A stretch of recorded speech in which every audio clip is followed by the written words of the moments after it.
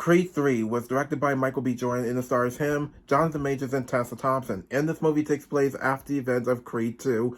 And this is the third Creed movie in the Rocky spin-off series. So in this movie, we have Adonis Creed. He's played by Michael B. Jordan himself, who's now living his normal famous life. He has a family, and then he's still doing his thing, like boxing or something like that. Yeah, he's still boxing until he reunites with an old friend of his from his past, and that is Damian Anderson. He's played by Jonathan Majors, and he hasn't seen Damian for a very long time since he was in prison. And until Damian comes in and was like, well, I don't have the stuff that Adonis earned, and now I'm going to take all that from him. And now we have a face-off between Adonis Creed and Damian Anderson during this boxing match, and now we got our movie.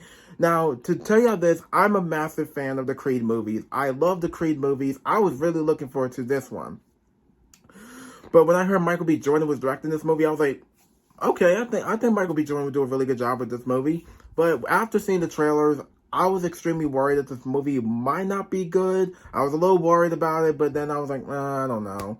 But I don't know if I'm going to be worried about this movie or not. But after I heard good reviews about this movie, I was like, whew, okay. I said, you know what? I'm going to go watch this movie.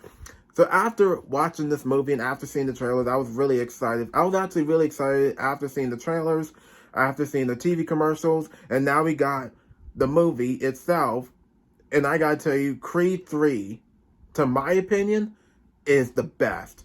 Now, I did enjoy Creed 1. Creed 1 was one of my favorites because that movie was directed by Ryan Coogler. And Creed 2 it's really good. It's a really good movie, but it's not as good as the first movie. But that movie was actually directed by Stephen Kimball Jr., who also is now directed Transformers: Rise of the Beast.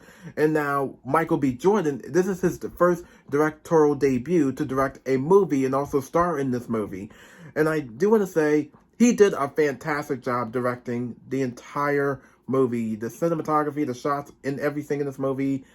He did a pretty good job. So good job, Michael B. Jordan. So let's start off with the actors and the characters themselves. Starting off with is Michael B. Jordan himself. Now, like I said, this is his first directorial debut to do the Creed movie, and that is Creed 3. But also, he's starring in it still as well, like he did in the last two movies. So in this one, Adonis is living his famous life. He has a family. He's still doing his boxing thing. Yeah, he's still being a boxer. And then he's one of the most famous boxing champions of the world until he reunites with Damian, an old friend of his from his past.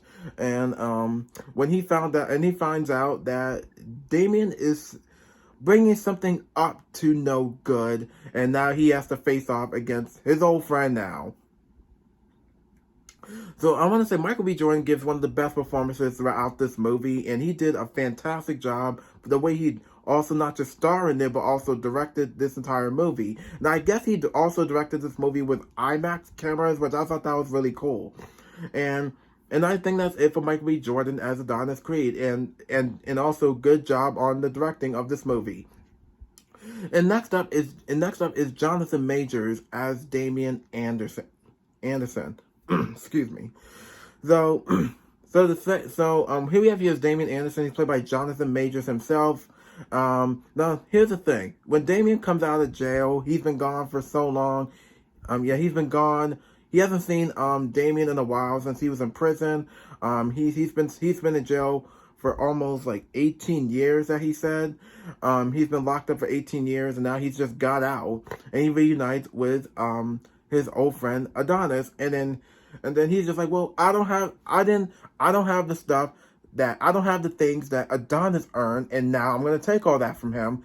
And then Adonis had done him wrong. When Adonis does him wrong, now we're gonna have a face off between two old friends who has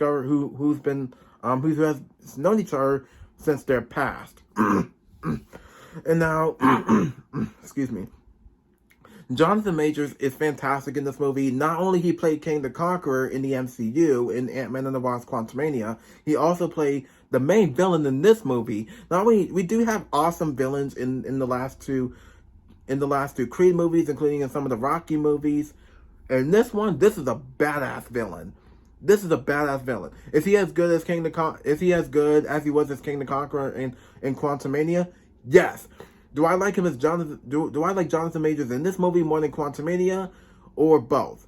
To me, I liked him. I actually loved him in both films of how he betrayed an awesome villain. He wasn't like laying around or being a lazy villain. He felt like an actual bad guy. He felt like a scary dude. One scary dude.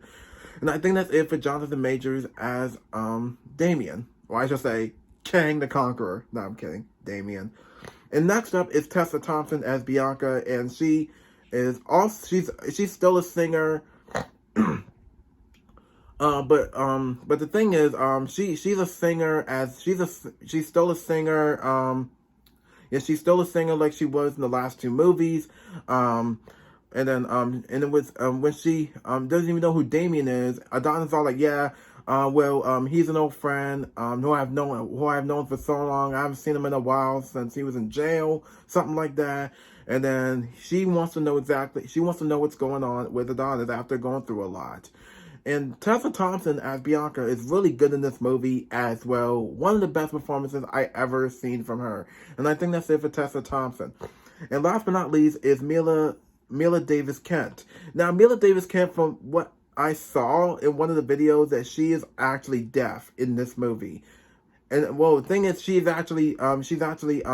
actress is also deaf, but in this movie, her character is also deaf. Well, the thing is, I don't know sign language, and she actually I think she wants to become, and her and her father have awesome chemistry, and I think she wants to become a boxer just like her own father, and I think that would be really cool for her in the near future. Yeah, her character's name is Amara, and she's not only she's also she's not just deaf, she's also I think she wants to become a boxer just like her own dad. And I think that would be really cool with her character in the near future. I think that would be really cool. And I think with Mila Davis Kent, I think she did a pretty good job. And also I think with Tessa Thompson and Michael B. Jordan, I think they learned sign language before doing this movie, I guess. I don't know. I mean, I don't know sign language myself, but I'm still trying to learn a little bit though. And I think that's it for Mila Davis Kent as Amara, and that's it for the actors and the characters themselves.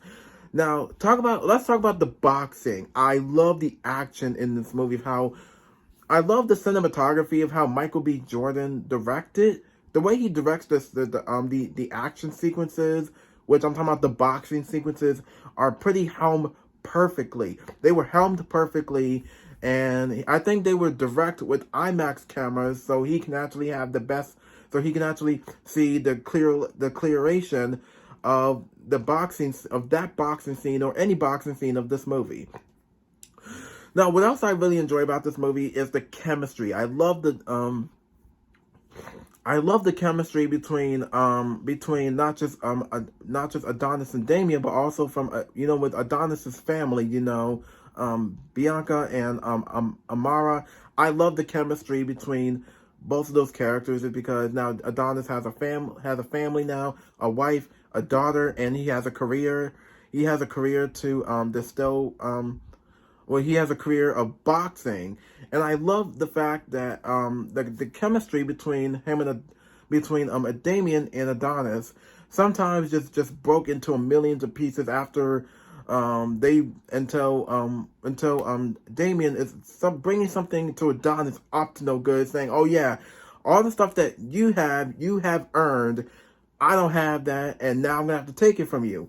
And now the final battle with the boxing and everything, I love the final battle between Adonis and Damien. I love the boxing and the fights. I love how how Michael B. Jordan has actually kept that perfectly. I love the fact that the camera work with all the boxing doesn't feel rushed. This movie does not feel rushed.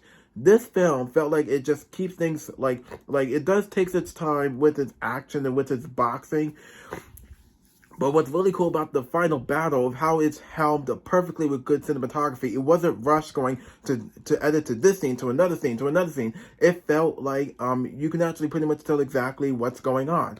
And also the plot and the synopsis and the dialogue of this movie is absolutely fantastic.